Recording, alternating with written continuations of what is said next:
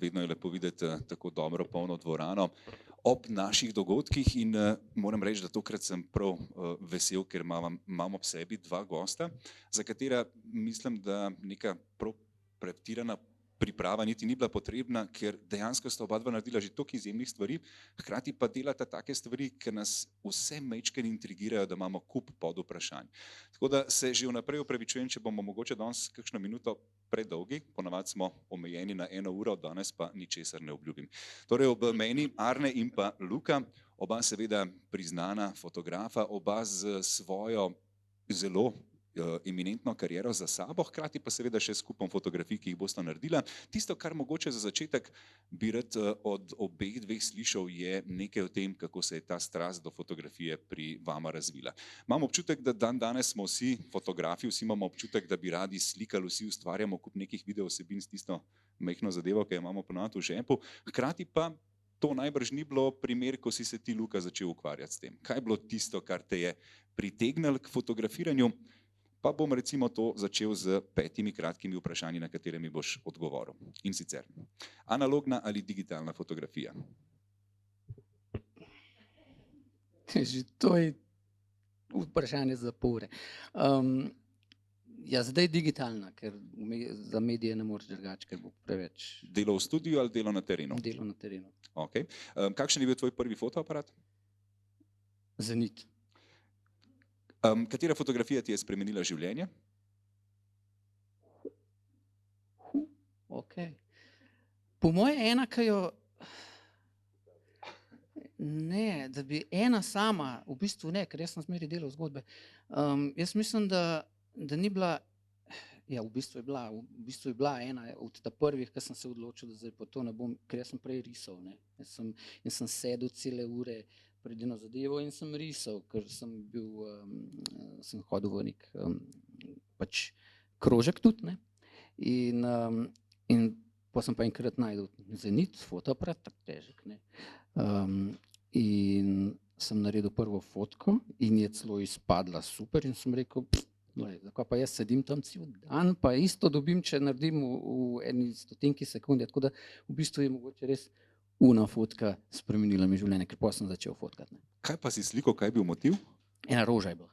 Roža. Ja. Okay. To se pravi, dejansko se lahko zgodi, da vam roža spremeni življenje, če jo boste fotografirali na ta pravi način. Tako. Okay. Omenil si tudi, kar se tiče dela seveda na terenu, da te nekako ves čas precej bolj odgovarja. Zakaj je bilo to že na začetku? Si potem tudi, ko si začel fotografirati, ugotovil, da v bistvu se fotografira v živo, v akciji, ne pa v studiu? Ja, raje imam že od samega začetka, zato ker sem jaz sem fotografijo zmeraj enačil z neko dogodivščino, zato ker sem bil fan National Geographica že od samega začetka, tudi drugih, no, ampak National Geographic, in jaz se prav spomnim, najbolj mi je bil zanimiv Michael Nichols, tisti Mega Transect, ko je šel kot fotograf z eno odpravo skozi, je bil Kongo, skozi deževni gozd. No in tisti je bilo meni tak primer dogodivščine pa s fotoaparatom. Jaz sem zmeraj hotel pač delati na terenu zaradi tega, da sem zunaj, da se dogaja, da so dogodivščine in tako naprej. Kdaj si sploh ugotovil? Jaz mislim, da je ta preskok, ko ti v bistvu ugotoviš, da fotografije lahko pripovedujejo zgodbo in ugotoviš, kaj skriva fotoreportaža. Kakšen mind-blowing preskok v glavi se zgodi, ko ti ugotoviš, čakaj, jaz lahko s fotkami pripovedujem zgodbo. Kdaj je bila to ta reportaža s Konga? Ne, ni bila. Pa tudi ne vem, kjera bi bila, zaradi tega, ker jaz sem od samega začetka že delal zgodbe, tako da niti ne vem, kdaj sem prišel v ta mod, da prav pripovedujem s fotografijami, ker sem od samega začetka to počel, to bi pa res mogel premisliti, da sem začel tako razmišljati, ne vem. Super, hvala Luka za uvod. Mogoče res Arne še pri tebi, da nekako ugotovimo, kako se je ta strast razvila in začela. Najbrž tudi sam nisi predvideval, da boš življenje posvetil v bistvu fotografiji. Ne, nisem. To se je čisto samo po sebi zgodilo, čisto po nesreči, no, po sreči bom rekel, ampak dogodek je bil zelo tako. Jaz pa imam fotografijo, ki mi je spremenila življenje zares. Jaz sem šel pred dolgimi leti v Indijo. Ko sem bil glih na enem takem obdobju, nisem vedel, kaj bi točno počel v življenju. Z enim poslom, recimo z jadranjem, sem zaključil, nisem več hotel to delati in sem se odpravil v Indijo in sem tam potem naredil eno fotografijo, pravzaprav v Nepalu, ker sem iz Indije sem šel še malo v Nepal, pa nazaj dol v Indijo, tako pa daljše potovanje. No in sem slikal tam dva meniha, pa neke opice in tako naprej. In ta fotka je prepričala enega urednika ene švicarske revije, Animan, je bilo res ugledna revija, da je odkupil vse fotografije, ne vse, ampak pač dovolj fotografij za eno reportažo. Iz te je naredil celo poster, ki so ga potem prodajali in takoj me začel pošiljati po svetu. Se pravi, jaz sem iz popotnika prišel v za profesionalnega fotografa tako v eni uri, recimo. Z eno fotografijo. Z eno fotografijo. A dejansko, ko jo narediš, ko vidiš to fotografijo, a veš, to je moj hit? Ja, veš, da je dobra, recimo, velikrat rečeš, tole mi je pa ratalo, ampak za tisto nisem vedel, ker tudi nisem bil še tudi toliko izvežba, ne, pa to je bilo še tudi seveda analogno, ne, nisi mogel videti točno, kaj imaš, ne. Vse te analogni so bili vedno problemi, jaz sem šel na pot, ne vem, z mogoče 50-70 filmi, to je danes smešno, to narediš na dan toliko fotk, kot je to film, mislim, kot je to fotografij na 50 filmih in pol na koncu nisi več vedel, ne. A mogoče mi pa aparat kaj narobe dela in si bil že živčen, ne. Slikal in nisi vedel, kaj imaš, ne. Recimo Papua Nova Gvineja, 3 mesece odprava, slikaš in filme dajaš v neko škatlico in na koncu se vprašaš, kaj pa če aparat ne dela, ne, recimo. Mislim, kaj ne dela, ne. No, saj ponovadi je vse delalo, ampak ja, to so bili drugi časi. Najbrž zdaj, ko v bistvu razlagate te zgodbe novodobni generaciji svežih fotografov, je pravzaprav, kot da bi govoril o nečem, ne vem, 100 letja nazaj. Tudi če se spomnimo, recimo, kako je bilo postati potem iz te vloge turista, kar naenkrat fotograf za svetovne agencije. Ja. Najbrž je bil zate to en nov svet, ki je ponujal en kup enih presenečenj. Absolutno, absolutno. In predvsem je bil, fajn je bilo to, recimo konkretno, da je to moja učno dobo, bom rekel, fotografa, je pravzaprav šla na račun ene revije. 22krat sem šel, 3 ali 4 leta sem potoval samo izključno za njih. In potem sem imel tako bazo fotografij, da sem lahko šel kamorkoli in sem začel delati na tej agenciji Gama, ki je zelo slavna agencija v Parizu in se je pač odvil naprej, ne. Arne, zdaj imam pa zate še hitro vprašanje in sicer greva takole čez.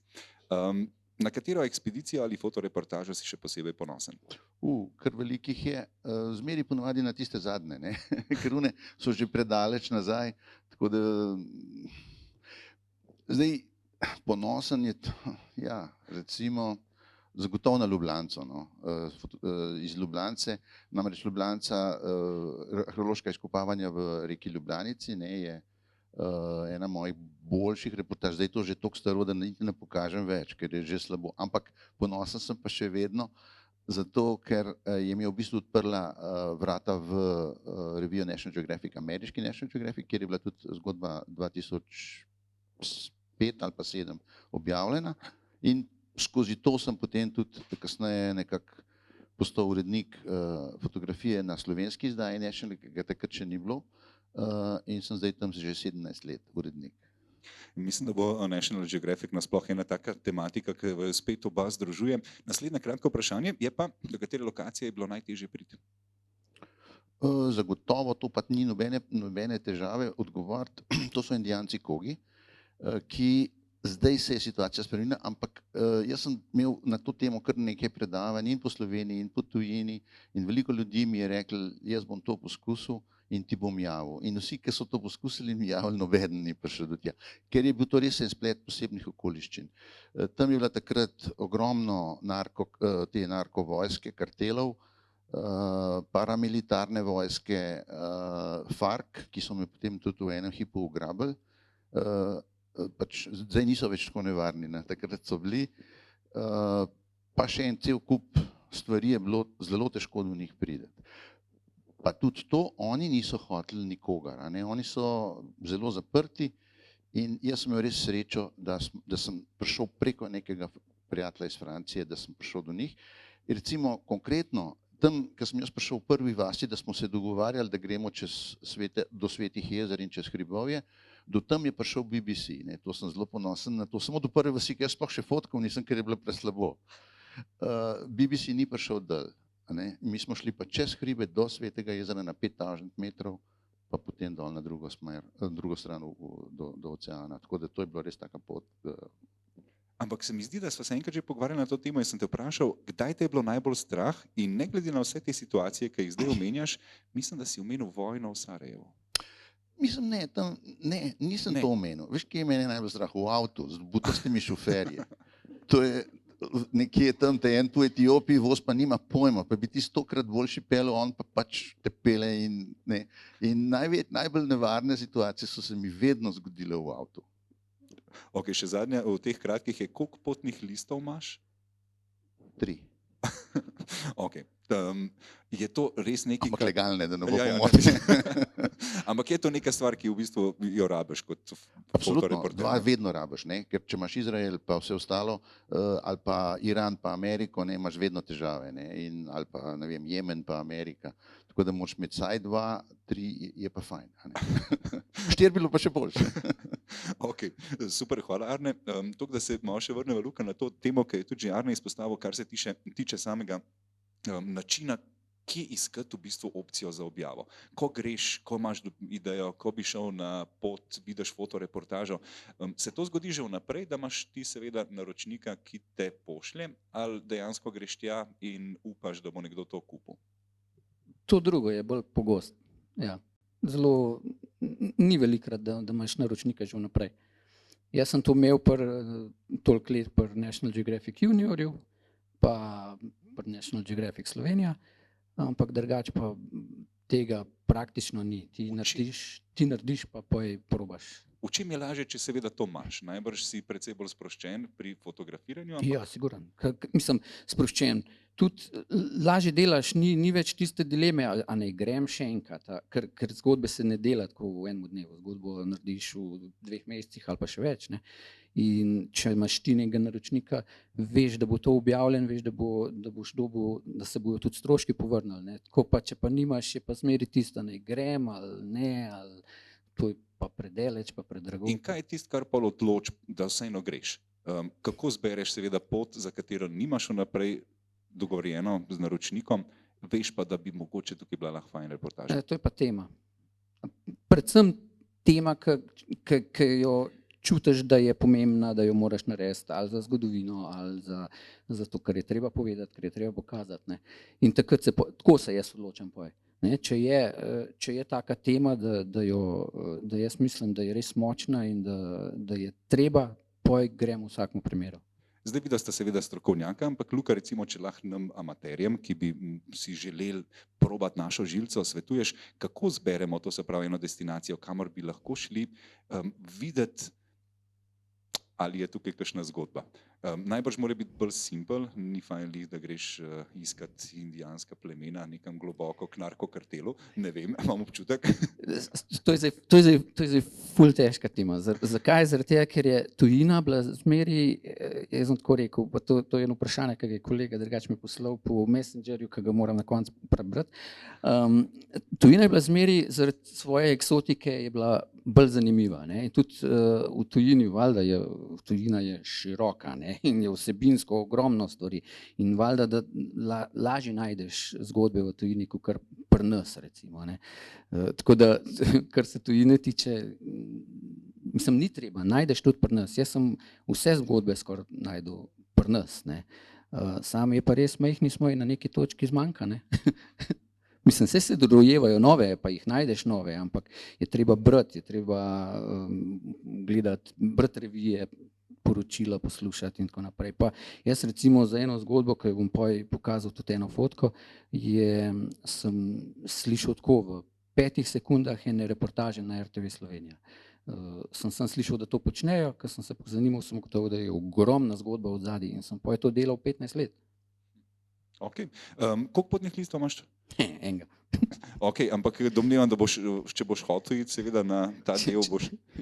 Bi mogel, sam dvomim, da bom jaz to gdeleč. A imate kakšen medsebojni market, tako fotoreporteri, da se med sabo izmenjujete pa prodajate? Ja. Ne. A imaš ti kakšnega, ki bi ramo, da grem? Okay, me je pa zanimivo, kako v bistvu potem prodati to fotografijo. Kaj se ti zgodi, recimo, ko prideš nazaj zdaj iz neke super poti, imaš fajn fotoreportažo narejeno, kaj narediš? A pošleš dejansko 10 medijem? Maile. Maili. Maili, zdaj telefoni tako niso več, ampak maili. Daš fotke v polni resoluciji? Ne, ponavadi jaz dam kar link. Link, se pravi, z nekim izborom, pošljem, povem, za kaj se gre in to je to. Zdaj, če jih zanima, če ne. Veliko se pa zgodi, da me sami kontaktirajo za stare stvari, ki jih imam že na svoji spletni strani. Ker recimo ena nemška revija je zdaj v 2 letih 2-krat naredila to, da je že pač vzela fotke, ki jih je na moji strani najdla in so rekli, mi bi naredili to pa to in toliko pa toliko ti plačamo, pošlješ HRS-e in ja, tako. Kaj pa recimo, ne vem, je kakšen način glede teh največjih? A je kakšna razlika, recimo, če se pogovarjaš z Guardianom ali pa z nekim manjšim časnikom? Kdo tule bolj stiska? Kdo ima boljše pogoje? Misliš honorarju? Ja, ja, dejansko v honorarju, ker tukaj gre za odkup že narejenega, seveda. Ja, naši siguren, ne, pri nas ni denarja, ne. Tako da, ja, naš ti bo, ja, lej, mislim, to tako je. Ne, v tujini tujci ponavadi se mi zgodi, da že kar takoj pove, koliko je cena in pa ponavadi še reče tako, joj, lahko ti samo 500 € ponudimo za tiste 2 fotke. A ne, češ pri nas vemo, koliko so cene, ne, to nepredstavljivo. Drugače pa, lih z Guardianom, no, sem imel 2-krat sem delal reportažo za njih, pa sem še pisal zraven. Je zanimiva zgodba. Ni toliko, tam je bilo nekaj drugega, je bilo, v bistvu fotografije so že takoj povedali, toliko pa toliko bo in to je to, nobenih pogajanj, nič, ne. Ampak je bilo toliko več, da sem seveda takoj sprejel. Bolj je bilo pri tekstu, je bilo smešen, ko sem delal zgodbo o, najprej je bilo urbano čebelarstvo, ko sem ga že imel že v National Geographicu, pa so oni to videli, pa so hoteli še oni. In je poj on, nek mlad urednik je bil, je hotel tekst moj, ker sem tudi pisal jaz v angleščini, ker sem anglist tudi, ne, in je veliko spremenil, ne, in je naredil to tako senzacionalistično, ko so dali to na splet poje, da so dobili take posmehljive komentarje, grozne. In tako v naslednjo, ko sem delal pa Zero Waste strategijo Ljubljane, sem pa jaz se uprl, sem pa rekel, se pa ne, zdaj pa nehaj to popravljati, ker je vse narobe, kar si popravil, ne, čist grozen je in je pustil in je bil tisti mesec, tisti članek največkrat šeran pa lajkan članek na Guardianovi strani. Nobenih komentarjev, ker ni imel noben nič za komentirati, ampak šeran pa ful, ne. In pa je rekel, ja, prav, da si me ustavil. Ja. Kar pomeni dejansko zaupaj sebi in svojim sposobnostim, tudi ko pride do pisanja tekstov. Tudi, čeprav to zdaj bolj malokrat delam, zaradi tega, ker je težko in fotkati in pisati zraven. Mislim, to delo, novinarstvo pa fotoreporterstvo je tako, eno bo zmeri trpel, no, če delaš, če si za oboje. No. Arne, kako imaš ti, kar se tiče tega dela, v bistvu, če ga povežem in fotografije in pisanje, koliko si tudi pisoč oziroma ti je ta del pisanja blizu, ali se ga probaš čim bolj lotevati? Ne, prav nasprotno, zdaj tudi celo knjigo pišem, danes sem nekaj pisal,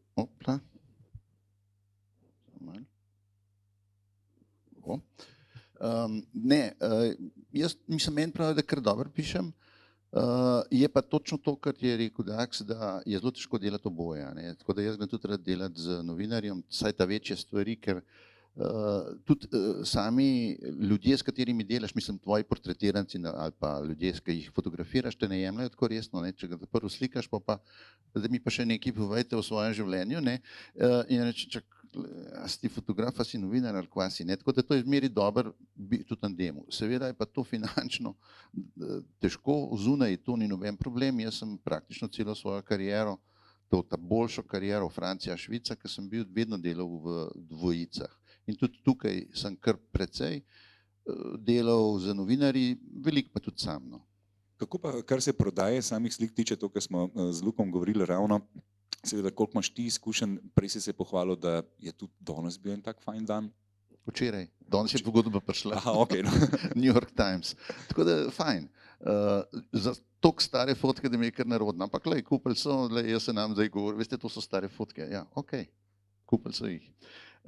Ne, to je tako, a ne, jaz sem na več koncev, bomo rekli, tako kot pravi finančni, tisti, ki se s financami ukvarja, se jaz se ne, pač imam ta svoj portfolio razdeljen, zelo močno razdeljen. Sem urednik na Nationalu, kar sem že povedal, to je tak manjši honorarček.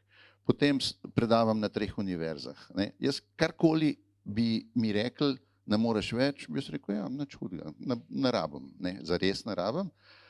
Potem pač delam na assignmente in za firme in pa, kar je tudi dosti relativno dobro preživetje, je seveda arhiv. Ne. Arhiv je tisto, jaz imam ogromen arhiv, trenutno sem na največji agenciji na svetu, Getty, kar nekaj pa tudi na Nature Picture Library, skratka kar na enih kupih agencij in tako pol kapne takole, pa pride New York Times, pa pride tole, pa pride pol honorar od predavanj, pa kakšen tečaj naredimo, pa koledar recimo prodajam letos, mislim vsako leto, no tudi to je nek del, skratka ti moraš to razpršiti, kajti to pa Dax mi bo seveda potrdil, da bi živel samo izključno od fotografije, mislim prodaje fotk, je nemogoče v Sloveniji. To ne pride v poštev. Naši honorari Dax ni povedal, to so tam 10 evrov, 5 evrov za fotko, ne, ti pa delaš 2 let, ne, recimo neki, pa zapravaš par tavžent evrov samo za avione ali pa pri nas pa za bencin, recimo.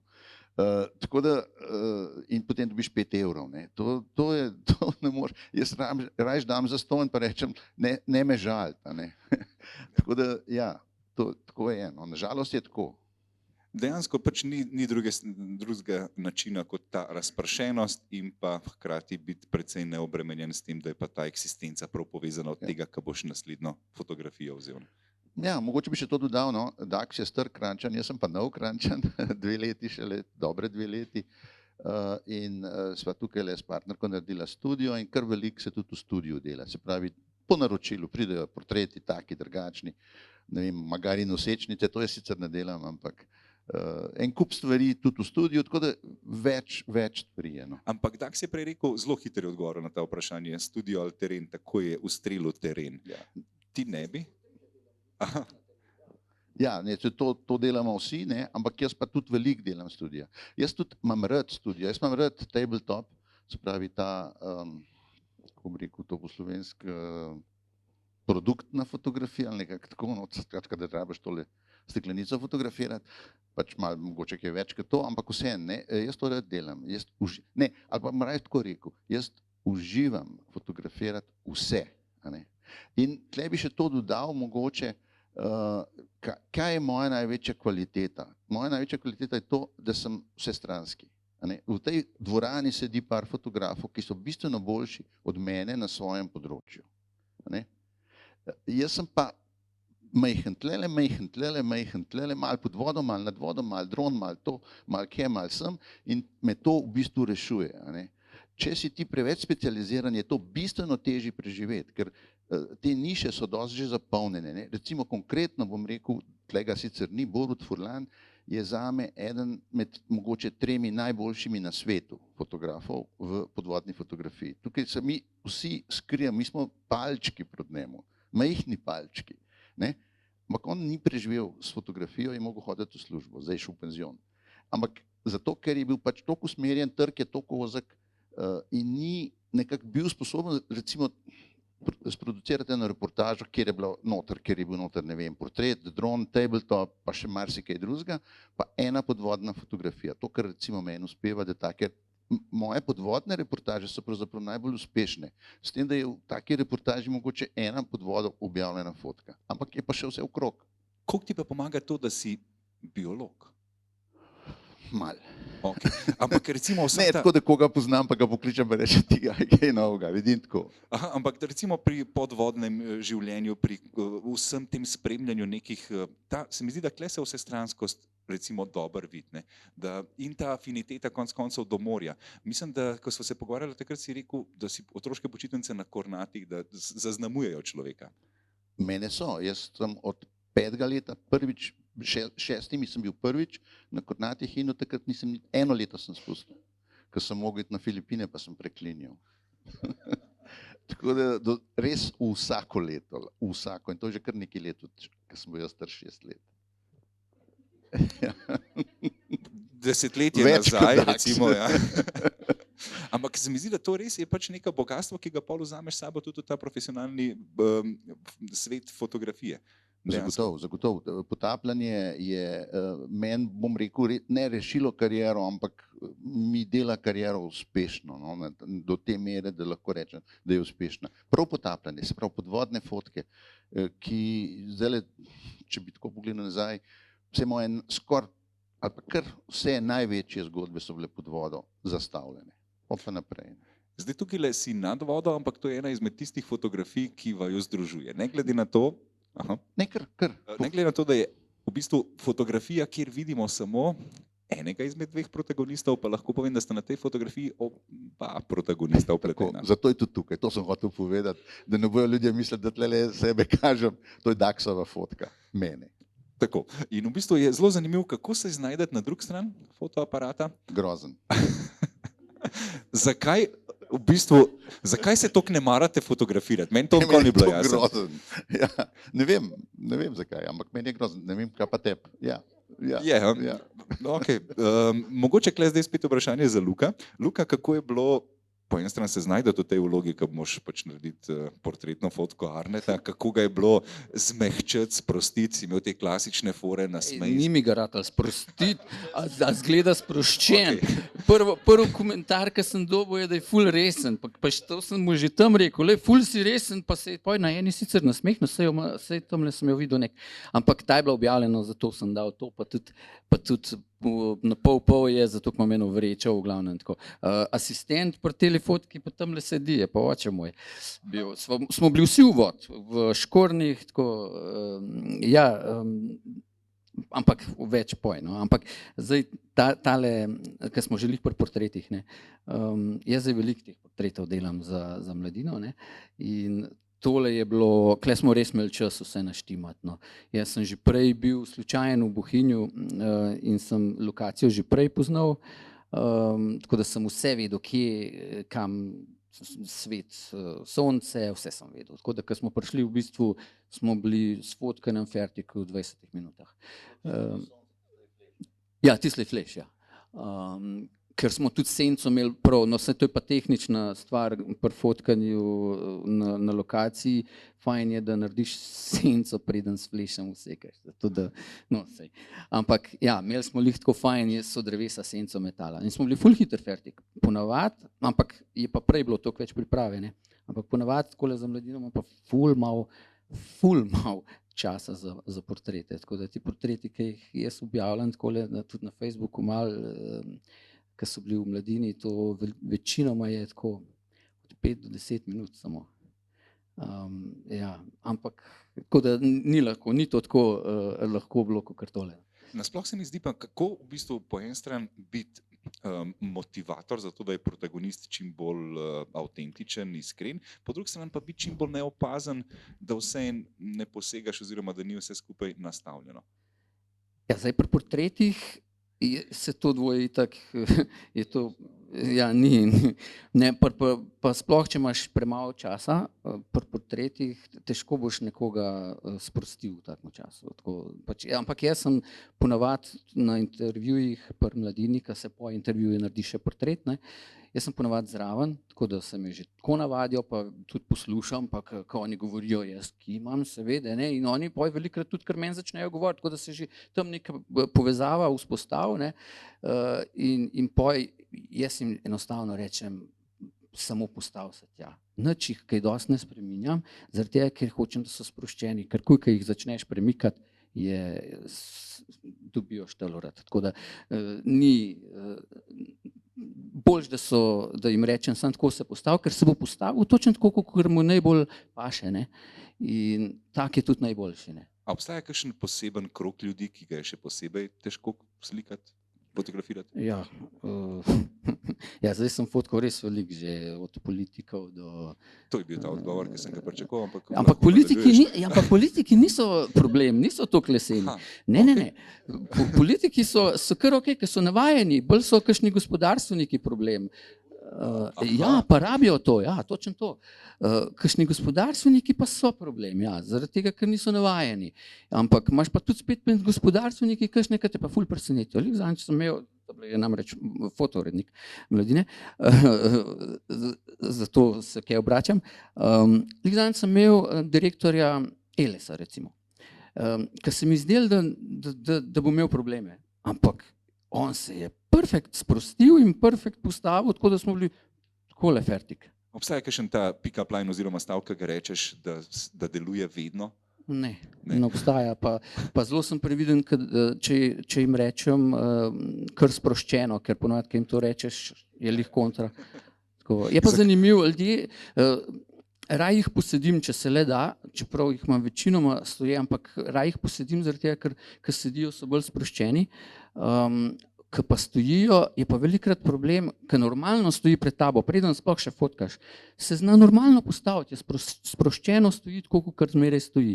Ko ti dvigneš fotoaparat in hočeš fotkati, on pozabi, kam dati roke, pozabi, kako stoji in mu lahko rečeš, tako stojite, kot normalno stojite zmeraj. In ne zna več. Tako da velikrat je to problem, ampak zato jih pa raj posedim pojno, ker se lahko naslonijo pa tako. Mislim, jaz sem se prepoznal v tem opisu, tako da mislim, da se je še marsikdo. Sej, da ne boš mislil, se jaz sem isti.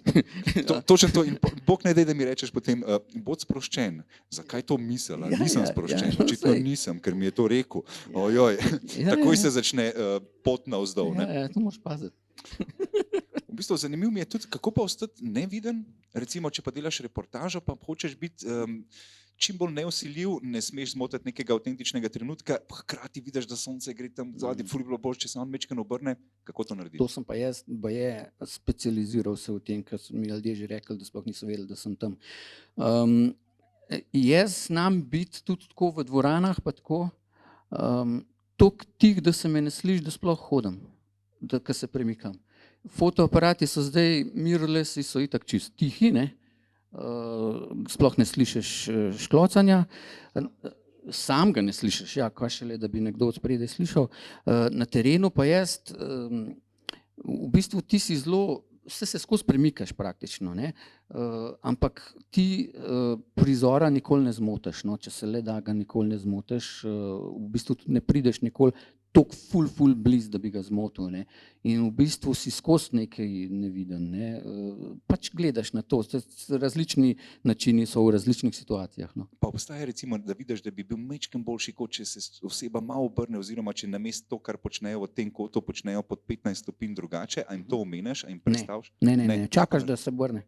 Aha, ok, dejansko en kopenga čakanja. Ja, za ta pravo fotko se je meni že velikokrat zgodilo, da se pravi, zdaj govorimo o reportažah, ne govorimo o portretih, pa tako valjda, ampak se je velikokrat že zgodilo, da sem stal tam in čakal, ko so drugi že šli, pa sem še zmeri čakal pri tistih dveh, ki sta se pogovarjala, da se v tam majhen premaknili. In na koncu je lih slučajno pogledal, ok, jaz naredim škloc, evo, to je to. Koliko si najdlje čakal?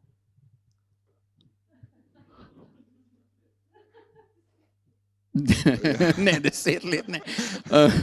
Ampak, kaj pa jaz vem, po moje 15 minut pa sigurno. Ok, no sem se ustrašil, da bo mogoče kakšna taka posebna številka. Zadnjič mislim, da smo v nekem filmu, ki so tega Snežnega leoparda snemali in je pač na 2 dni, en mesec, 5 let ali koliko, 14 let čaka na to, da se pojavi in da ga škljocne, ne. Tako da, Pavlo, v tem primeru sem se zdaj spomnil. Ne, ker tudi une dva se ne pogovarjata toliko let, veš. To je tudi res. Ok, mogoče Arne še vprašanje, kar se tiče recimo tudi podobnega pri fotoreportažah. Kako po eni strani biti na mestu, biti prisoten, ampak hkrati se umakniti? Recimo sploh, zdaj sem se spomnil na kolumbijske šamane. Kaj narediti v takih primerih? Kako v bistvu se biti pa ne biti? Zdaj, prva stvar je, še posebej, če dalj časa z nekom delaš ali pa z neko skupino ali pa tako naprej, to je jasno, bistveno lažje. Oni morajo začutiti predvsem neko spoštovanje do njihovega dela, do njihove osebnosti, ne da ti skočiš kje, udrineš vse ostale, narediš fotko in se obrneš in rečeš, ko vas je, pa greš. A ne.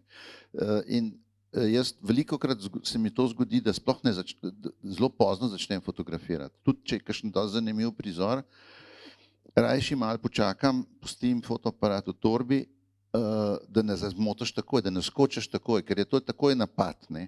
Če pa si ti tam z njimi nekje, jaz recimo konkretno imam eno fotko, ki jo danes sicer ne bomo videli, ki sem jo naredil na Manikarnika Ghat, to je v Varanasiju, tam kjer zažigajo ljudi, a ne, pač pogreb je to, a ne, kjer je prepovedano fotografirati. No in jaz imam eno fotko, ki sem jo naredil v samem templju, noter, ker je majhen tempeljček, kjer naredijo zadnjo, oni rečejo puđa, maša, naredijo v enem takem majhnem tempeljčku za tega pokojnika. Ne? In tam pridejo svojci, recimo 5-10 ljudi, že te noter ni šans, da prideš.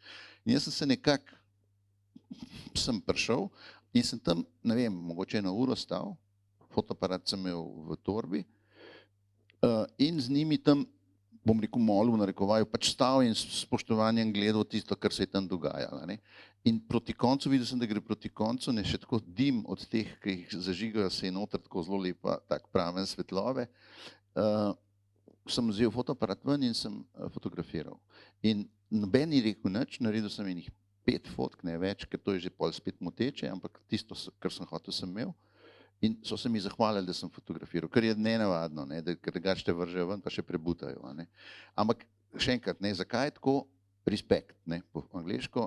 In jaz mislim, da tukaj konkretno, ko sem fotografiral v Gazi otroke, ki so jih izraelski vojaki streljali res kot glinaste golobe. Jaz sem bil tam v prvi intifadi leta 2006, 5-6.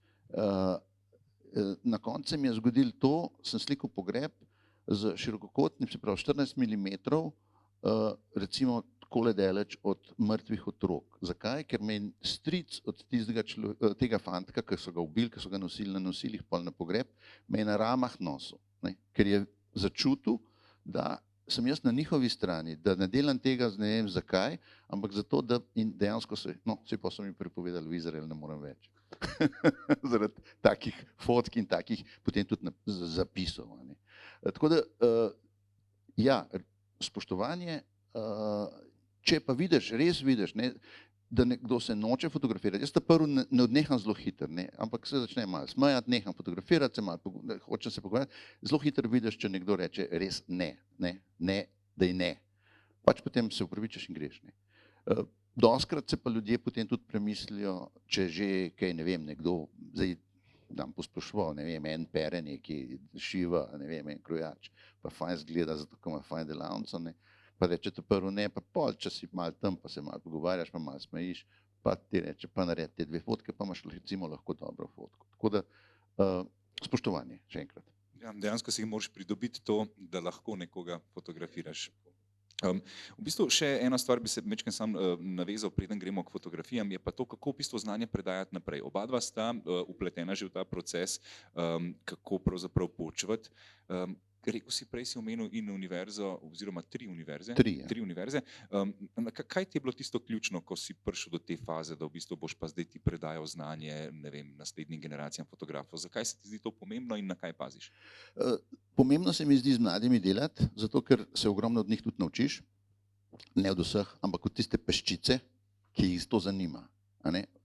Dax, vidim, da se ne strinja. Jaz od nekaterih študentov se imamo res fajn in do te mere, da jim jaz potem tudi recimo konkretno studio in s Katjo posojava, pridejo delati svoje stvari v najin studio ali pa izpite tudi delajo pri nama, svoje izpite sami delajo. Ne. Tako da imamo nek odnos. Recimo en moj študent je bil res dober. Ne. Sem riskiral in sem mu rekel, če naredi naslovnico za National Geographic in naredil super. Se pravi, imamo neko tako, ne, jasno imaš pa tega, ta procent je zelo majhen pri študentih, teh pridnih, dobrih, nesposobnih, pridnih predvsem in zagnanih. To rabiš, ne rabiš ti zdaj talent, ti rabiš pridnost, delo in potem stvari same pridejo od sebe. Ne. Tako da to mi je zelo fajn pač predajati znanje. No, mogoče ena taka fajna anekdota, kako sem sploh začel predavati, ki se mi zdi res ključna, ker takrat jaz nisem sploh bil predavatelj in so me povabili v Parizu, takrat sem pač delal v Parizu, na Parsons School of Design, ki takrat nisem to vedel, no, ampak je ena boljših šol na svetu za dizajn in fotografijo, tudi imajo oddelek za fotografijo. Šolnina je bila takrat, mislim, da 30 jurjev za enega študenta na let, ne, za enega študenta. In jaz tega nisem vedel, jaz sem tako, ja, pridem, ni panike, ne. In sem prišel tja in sem rekel, ja, kot gostujoči, ne kot da bi bil reden, ne. Za tri predavanja so me prosili, jaz pridem tja in rečem, super, a je že kdo bil pred mano tukaj, kdo še predava, pa so rekli, ja, prejšnji teden je Helmut Newton predaval, pa Jean-Luc Sieff je tudi že bil, ne, to se pravi, tisti, ki rečeš, nikoli ne bom tam, ne, taki. Jaz pa rečem, ne, jaz ne bom to, jaz ne morem, ne, ker je brez veze, kva mi je zdaj za Newtonom predaval neki, ne, to je res tako, kot da bi se norca delali. In mi je ona rekla neko stvar, ki se mi je drži zdaj že celo življenje, predavateljsko življenje. Je rekla, ta ravnateljica je rekla, lej, mi ne rabimo od tebe, da boš govoril ljudem, kako morajo fotografirati. Ti govori, kaj ti delaš, na kakšen način ti delaš, kaj tebe veseli, kaj tebe intrigira. In študentje bojo dobili Newtona, Sieffa, pa še koga, pa tebe. In oni bojo iz tega potegnili sintezo. In tega se probam držati tudi pri predavanjih na faksu. Seveda pri nekih osnovnih tečajih, ki jih pa tudi imam, pa to ne pride. Ne, tam je pa zaslonka, čas, ne, svetloba od tle, fleš od sem, ne, tam so pa pravila. Ne, na tem pa učim pa pravila. Zdaj, danes imamo to ekskluzivno priložnost, da imamo v bistvu dva predavatelja tukaj, ki nam bo lahko preko svojih fotografij predata to strast. Tako da oba sta pripravila en nabor tudi fotografij, pa mislim, da je zdaj ta primeren trenutek, ko lahko vzamemo si par minut časa. Kdo bo začel? Ne vem, iskreno vam prepuščam. Morava nekaj narediti, ne. Jaz sem malo več, jaz sem tak, ne znam se odločiti, ne, za svoje fotke. Daks očitno se boljše odloči. Jaz jih imam malo več, pa bom probal manj govoriti, da bo šlo hitreje, tako da bom imela vsak isto časa. Zmenjeno. Ti si rekel, da bi z mano rad začel, kako? Ja, mislim, da bo lažje, ker imaš že najbrž tukaj računalnik preštiman. Ne, to so zdaj Daksove. Aha, so Daksove. Ne, pa nekaj Daks začne, pa nama bo Daks dal time limit. Arne je mečken strah, da ne bo predolg, tako da zaradi tega bomo zdaj postavili časovnico. Evo, luč smo ugasnili. Okay. Takole, Luka, izvoli. No, to ste zdaj že slišali. V bistvu, eno smo že oddelali. Ja, drugače, so portreti, ki jih jaz delam, jaz portretov v bistvu nisem, drugače jaz ne delam veliko portretov ponavadi, no, tako bom rekel, jih do zdaj nisem. V bistvu sem začel portrete delati šele, pa jaz vem, par let nazaj sem se odločil, da bom nek projekt začel. Moj vpliv je bil Eni Libovic bolj, no, ampak ne njeni tisti najbolj izumetničeni portreti, ampak bolj te naravni, no. Ker tudi jaz izhajam iz fotoreporterstva, tako kot je ona, no. In sem na isti način, sem rekel, bom fotografiral. In zanimivo je bilo, ko si prej vprašal, ne, ko mi je, se ne vem, kdo mi je sploh rekel z Mladine za portret Arneta, ne, za posebno izdajo Mladine, sem jaz bil tako, moja ta prva reakcija je bila, oh, hell no, ne, prav tisti, ne morem jaz to, iz istega razloga, ne, veš, kak je moj fotourednik prinesel že toliko let, ne. In potem sem pa rekel pismo, ampak sej Arne je pa tudi del nekega mojega osebnega projekta portretov, ne, in ga bom v vsakem primeru mogel fotkati. Pa sem rekel, pa dajmo zdaj, ne. Tako da sem pa se nek koncept spomnil in lokacijo najdel in tako naprej. Oče je asistiral, jaz sem bil v ribiških hlačah, da smo šli sploh lahko v vodo, ne, vsi. Pa imel sem fotoaparat v eni podvodni vreči, ki mi je potem spustila, by the way. Ja, mislim, ni bil fotoaparat not, tako da sam porajtal sem, da je se odlimal nekaj.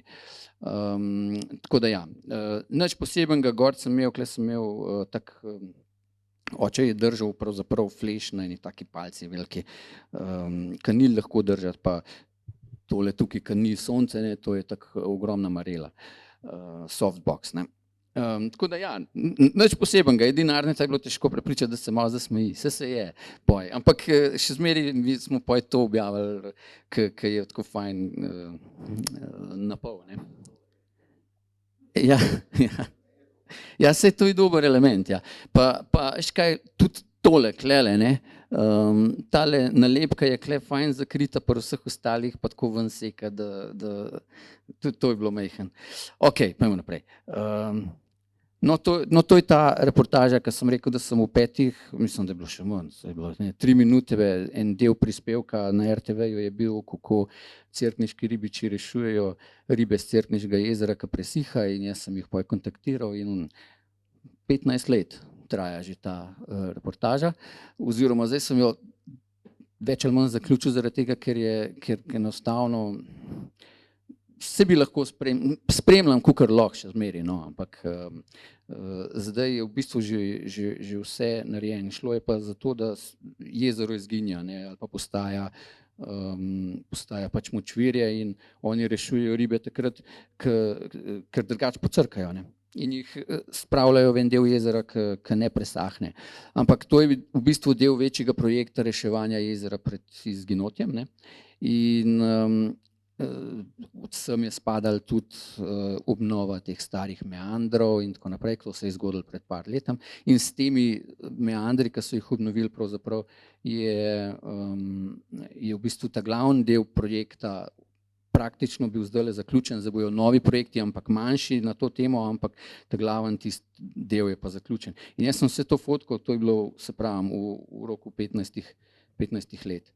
To je bilo, kdaj je bilo to objavljeno v Nationalu? To je bilo zdaj, letos. Ne, letos je bilo. Letos, po moje. Ja, letos. No, jaz sem dosti hiter. Ja, zakaj mi je fotka všeč? To je tisto, ki govorimo, ki čakaš, ne. Oni imajo nekaj, čemur se reče prednostno reševanje. Kadar je preveč rib, kakle je bilo res preveč rib. To je bilo 21. julija, lih na moj rojsten dan, 37 stopinj, tlele je bilo toliko rib, da ko so oni not stali, se je šel na neki točki v vodo do pasu, pa sem imel ribe do kolen, tako tak pas samih crknenih rib ali pa crkajočih. In tlele recimo, to je prednostno reševanje. Ščuka, lin, krep, se pravi, tiste najbolj pomembne ribe za jezero rešujejo pred temi, ki se obnovijo zelo hitro, ne, žive se zelo hitro obnovitele. Ok, alright. Tole je bila zgodba o reševanju Beneške lagune, ker se veste, Benetke se pogrezajo, morje se dviga in tako naprej in te strukture te lagune izginjajo, ker jih valovi jih uničijo in tole tukaj, ki vidite, tole okoli otoka, tole je vse na novo narejen. So določene inštitucije v Benetkah, ki to obnavljajo. V ta namen seveda, da rešijo laguno, so tudi tiste zapornice naredili, ki zdaj že delujejo, takrat še niso, no, to je bilo ne vem kjerga leta 2007, nekaj takega po moje, a ne, 2013 je bilo po moje. Ampak tle je bolj zanimiva neka druga zgodba. Tle sem bil kar en čas, pa vse sorte se je zgodilo, tle je več fotk, tudi ena z groznim oblakom nevihtenemu, pa skoraj smo imeli tornado, ker sem bil lih na vodnem taksiju, ljudje so že drli, so že mislili, da je konc z njimi, ne. Ampak zakaj sem tole fotko izbral? Zato, ker imam eno anekdoto za povedati zraven. Tole je bilo narejeno s helikopterjem, se Arne pozna, v čem je štos, edini helikopterski prevozi v celi laguni, tip noče spustiti cene za nič, tudi za promocijo, ne, v francoski reviji, ker se sem delal to za Terre Sauvage, za eno francosko naravoslovno revijo, ni hotel spustiti cene, v redu prav, ampak in to ful je bilo drago, v glavnem za 45 minut leta, ampak poj je naredil nekaj, ker ne bom nikoli pozabil, dvignil se je s helikopterjem toliko visok, da v bistvu so bili Benetke spodaj, so bile take, tako čist majhne. To je bilo res, celo laguno si videl, ne, In potem je na tisti višini se on ustavil, pa jaz, to smo fotkali tako, da oni vrata dol vzamejo, ne. In to je en majhen helikopterček, ko v bistvu ti sediš in si zritijo že tako, že malo čez gledaš, ne. In v bistvu so dol samo še tla, ne. In ker ni nobenih vrat. In kaj je on naredil na tisti višini, grozni, ne, on je helikopter na mojo stran takole obrnil. Da sem jaz takole dol visel, in poj sem še pikiral. Pikiral direktno, pično dol v laguno in se tik pred vodo dvignil, ne. In jaz sem užival, moja bivša odzad, nikoli več. Tako da, ja, ta je bila res, tudi take stvari se dogajajo, kad delamo, no, res ful dobro. Tako da je bilo vreden. No, včasih pa kakšno tudi tako malo ga serjamo, no, včasih. Tole smo šli pa, to je bilo 2010, ko je bila tista grozna burja na Primorskem in smo šli, trije, koliko nas je šlo, trije smo šli po moje, z enemu sklumpanemu avtom, edini fotoreporterji dol na Primorsko. Noben drug, vsi ostali so šli na novinarsko, na pres, tole, no, na konferenco, ne, naslednji dan. Mi pa pejmo dol takrat, ko ne huje, ne, pa v te zamete. In mi, ne vem, kolega je imel neko idejo, da bomo šli z njegovim avtom, ki je še najbolj sklumpan, ne, neka taka logika, ne, da pejmo z enim slabim avtom. In je bilo tako, no, avto sicer ni zatajil, ampak vseeno nisi pa nič videl, nazaj grede smo se na cestu okoli obrnili dvakrat in v bistvu, če se ne plihpare neka pelci, jaz sploh ne bi vedel, kje smo, ker nisi videl niti 2 metra naprej, ker veter je pihal tam z nekje 200 na uro, ne, tako da nisi mogel niti en čas tam v Ajdovščini smo se mogli za enim zidom skrivati, ker če si se dvignil gor, je bilo tako, da te en peskal, ne, tako, ta je bila kar huda, no. Klej, to in da razdrtem, smo se ustavili, en se je zraven nas ustavil, ni mogel več avto vžgati, tako, ta je bila kar huda, no. Je pa poj to, ta fotka zmagala na Slovenija Press Foto. Dobro, to zgodbo zdaj res že skoraj vsi poznate. To je pa zgodba o Barbari. To fotko sem pa zbral v bistvu zato, ker v bistvu vse pove, ne. Imate kle, vidiš ta vesele, ki je ona doma. Barbara ima namreč hudo cerebralno paralizo, sporazumevala se je lahko samo z očmi, v bistvu je vse pokazala z očmi, ker govoriti ne more, v bistvu nič ni mogla sama, no, saj zdaj je, koliko je zdaj že 22, koliko je zdaj že stara. Tule je bila pa 11, 12, ja. No in oni so imeli resne probleme finančne, tudi hiša ni dokončana, noter je bilo polno vlage, vse je že odpadalo zaradi vlage in tako naprej. In v bistvu, kakor si jih spraševal o tej njihovi situaciji, so bili zelo poklapani. Kakor je bila pa Barbara zraven, je bil pa vesele. In jaz sem takrat to zgodbo delal sicer za juniorja, ampak je tista v juniorju ni mogla biti na to temo, seveda, ne. In sem rekel, dajmo, bom jaz to še malo razširil, pa bomo probali nekaj iz tega narediti, ker sem jaz videl, kako to zgleda in kakšne probleme imamo, sem pač hotel pač pomagati nekako. Meni je to skoraj glavna naloga fotografije, da se pač proba nekaj spremeniti, pa nekomu spremeniti življenje. In tukaj smo poj, ko je bila zgodba narejena, zdaj smo pa tam, ne, ko si spraševal, kam objaviti. Zdaj, kam tako zgodbo objaviš pri nas? Takrat je bilo to je bilo 2012, težko jo kamorkoli daš, ne. Težko ti jo bo kdo vzel, sploh, dobro, jaz lahko še pišem, ampak ne. In jaz sem v bistvu vedel, da če dobi neko nagrado, ne, sploh Slovenija Press Foto, recimo, bo objavljena v vseh medijih, in bo to imel tisto težo, ki jo mi ramo, da njim nekaj pomagamo, ne. In to se je na srečo tudi res zgodilo, ne. Jaz sem šel poj na tednik, tudi po tistih nagradah so rekli, se smo te že pričakovali, smo naredili za tednik prispevek in smo zbrali v enem tednu 21 000, kako nekaj takega. Tako da so se ful pobrali in hiša je zaizolirana, ima prizidek in vse tako, in Barbara ima svojo sobo in tako naprej.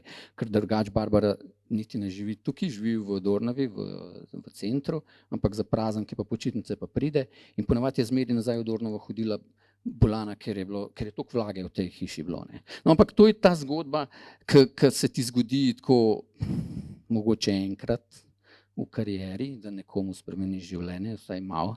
Ne. Je pa to razlog, da delamo, ne. Vsaj jaz. Zame je to razlog, da delam. In je zato v bistvu toliko težko zdaj, ker zgodbe toliko težje delam, ker je bolj več fotoreporterstva, ker se zgodb ne objavlja kaj več toliko. Ne. Tole je Senegal, tule bom zelo hiter. To je bila zgodba o land grabbingu, kjer predvsem Italijani v bistvu kradejo zemljo domačinom v Afriki, oziroma jo odkupijo za zelo malo denarja z obljubom, da jih bojo zaposlili in tako naprej. Ampak oni uničujejo po cele vasi zaradi tega. Ne. V bistvu delajo pa, rabijo pa to zemljo za pridelke svoje, za biogoriva, za Evropo, nič ne ostane v Afriki. No in to je bila ena vas, ki je bila popolnoma obkoljena že z ozemljem ene italijanske firme, tamle mehen za temu svetmu drevesam, je že njihovo ozemlje, oni imajo tak nasip narejen, pa irigacijski kanal, ne, z vodo odzad, in oni so se, lih takrat so se v bistvu imeli namen tole vse zradirati. To je pa, to so nagrobniki. To je enih otrok, ki so se utopili v tistem irigacijskem kanalu tam odzad. Ampak vse tole je bilo v nevarnosti tisti mesec, da bo šlo. Ne.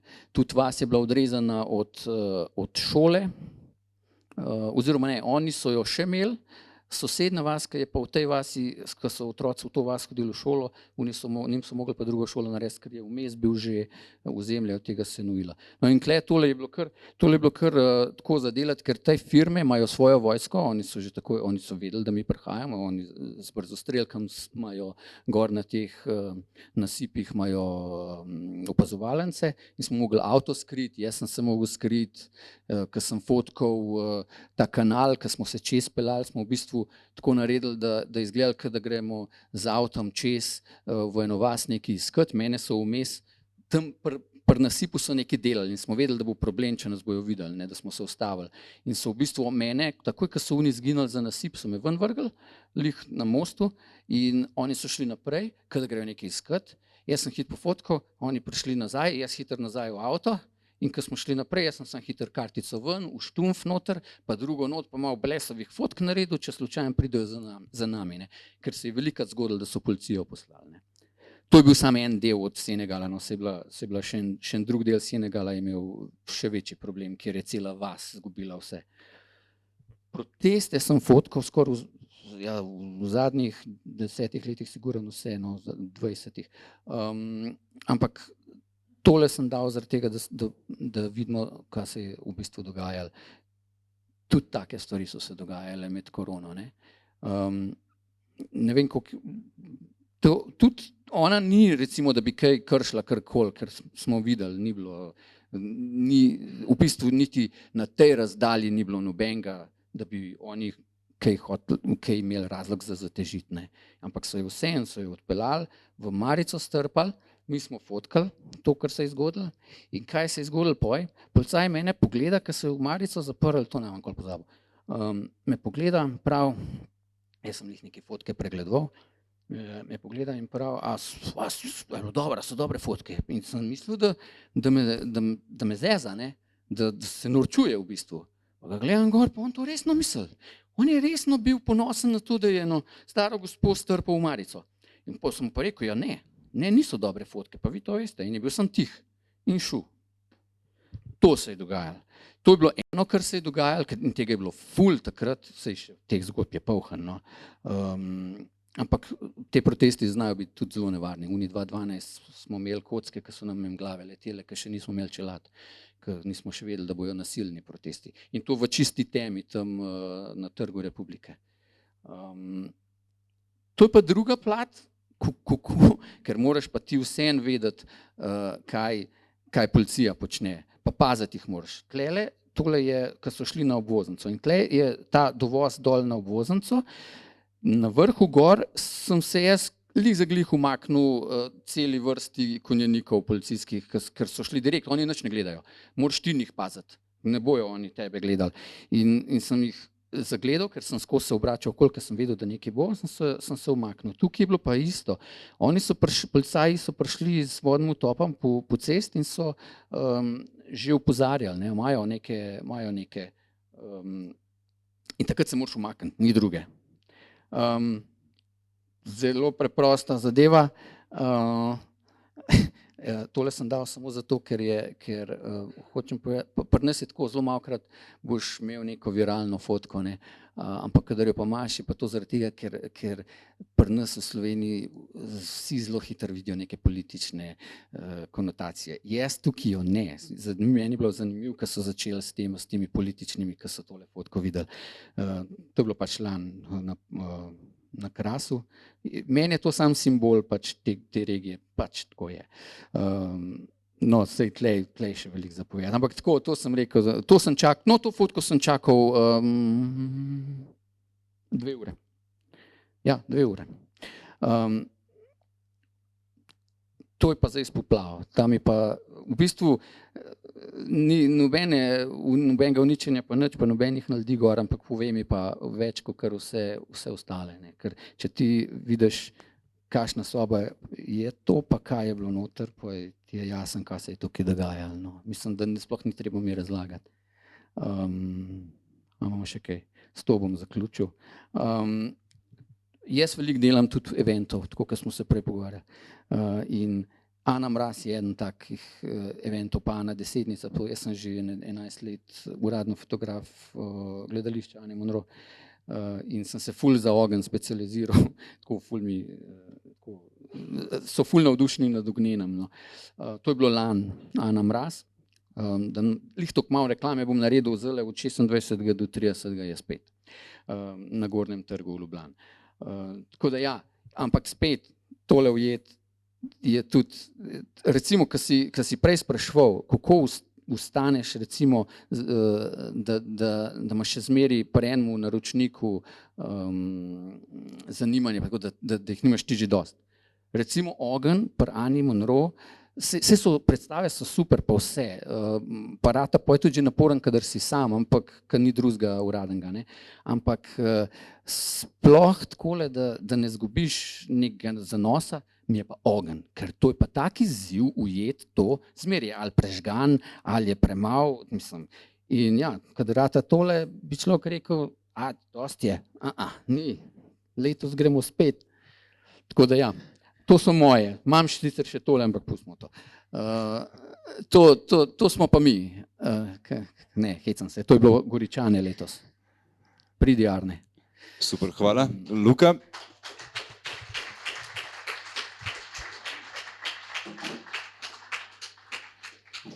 Ja, takole smo lahko videli fotografije. Lahko se, Luka, kar usedeva tukaj zraven.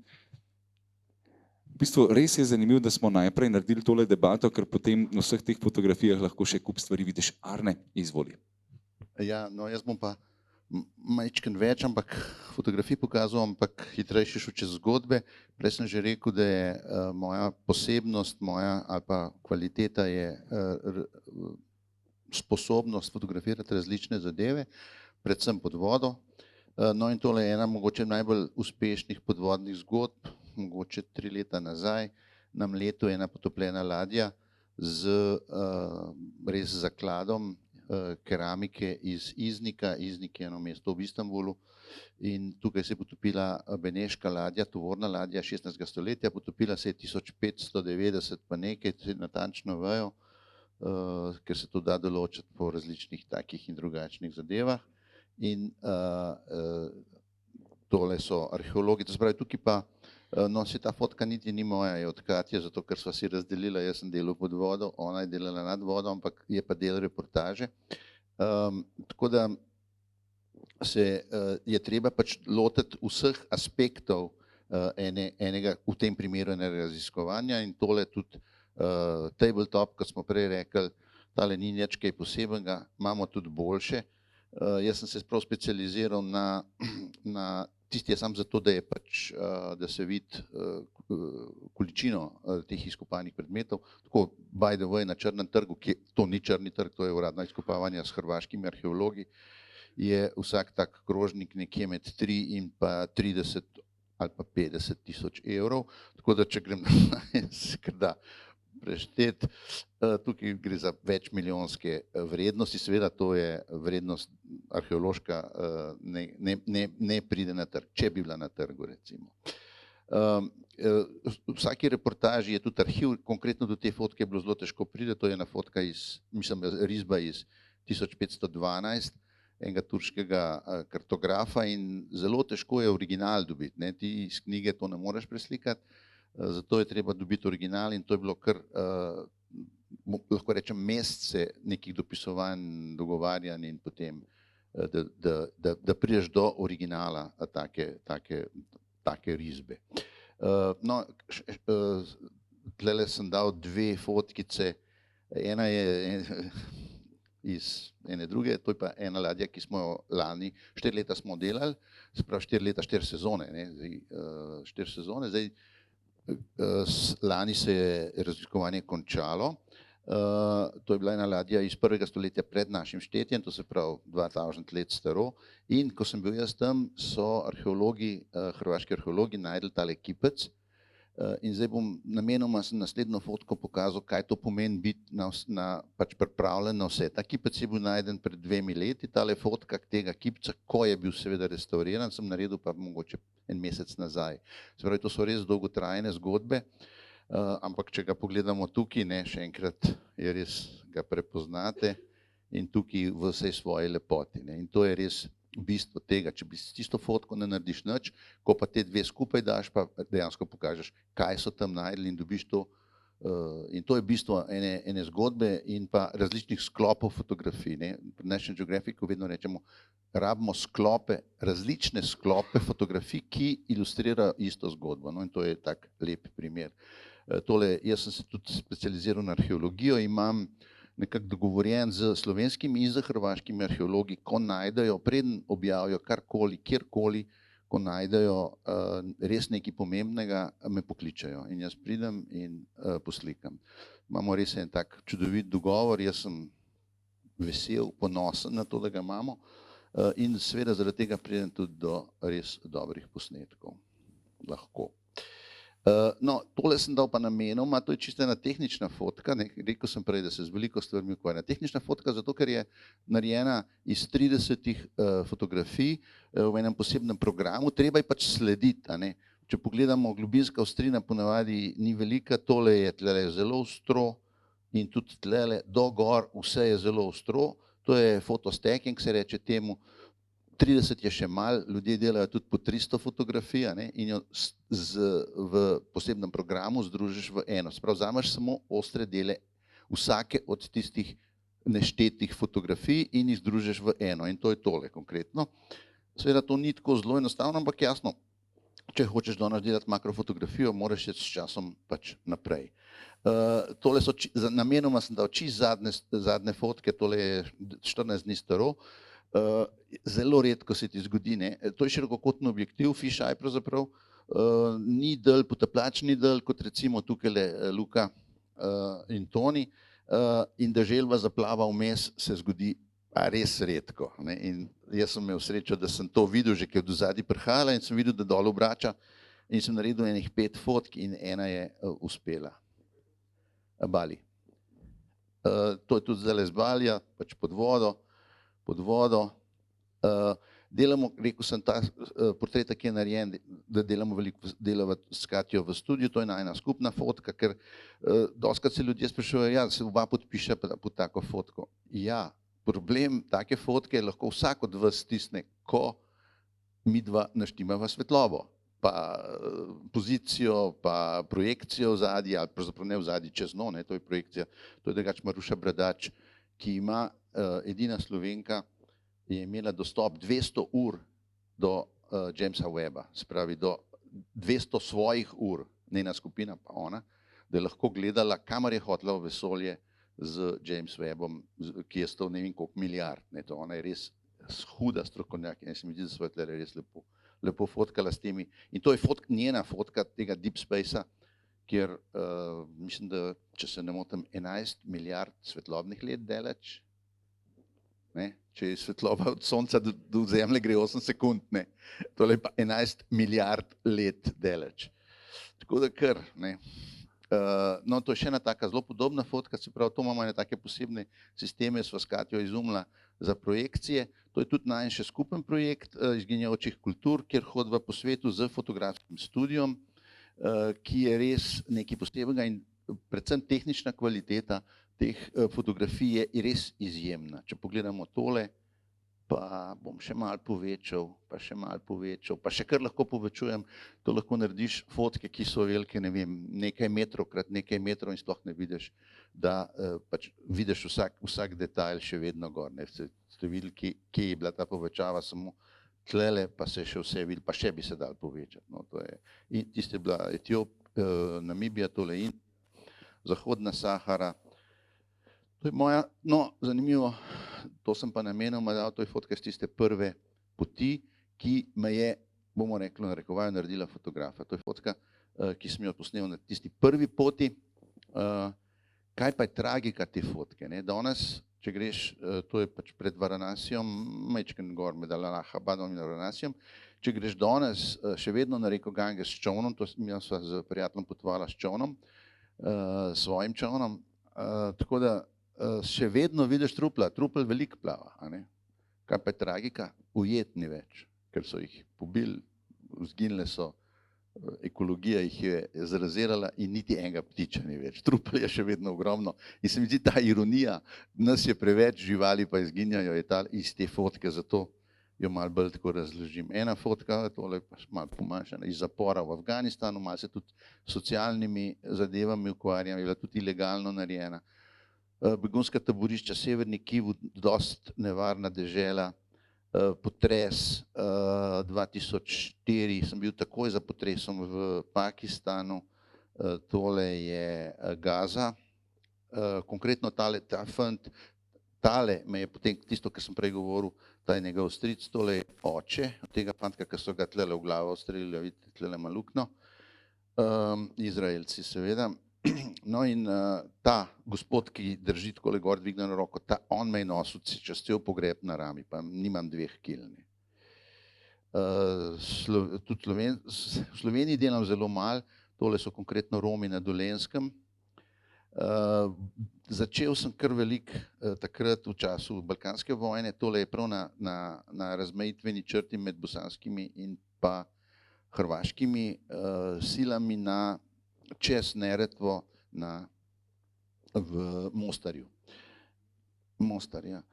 Tole je seveda Srebrenica, jaz sem se potem vračal še velikokrat na vsa ta praznovanja, na ta obletnice, bomo rekli, to ni praznovanje. Takrat je bilo tle, v tem konkretnem primeru nekaj čez 700 identificiranih žrtev so pokopali. Tudi take fotke je težko, ne. Tukaj je težko predvsem biti fotografa, ne, pa se ne slabo počutiti, ko narediš tako fotko praktično iz groba ven. Ne.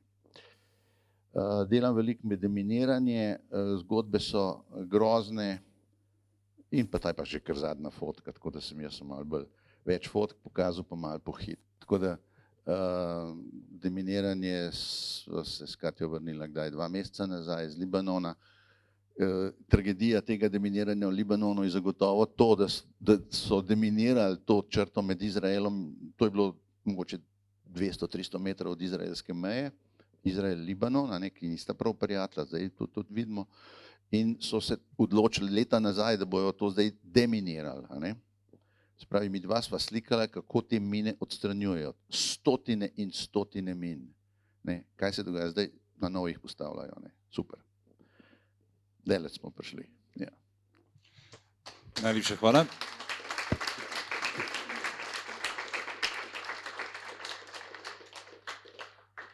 V bistvu po takmole zaključku jaz niti ne vem, če lahko še karkoli sploh dodamo. Ne, glede na uro, mislim, da smo se že vnaprej menili, da tole bomo mogli iti v drugo in tretjo sezono, definitivno. A je kakšno vprašanje strani publike?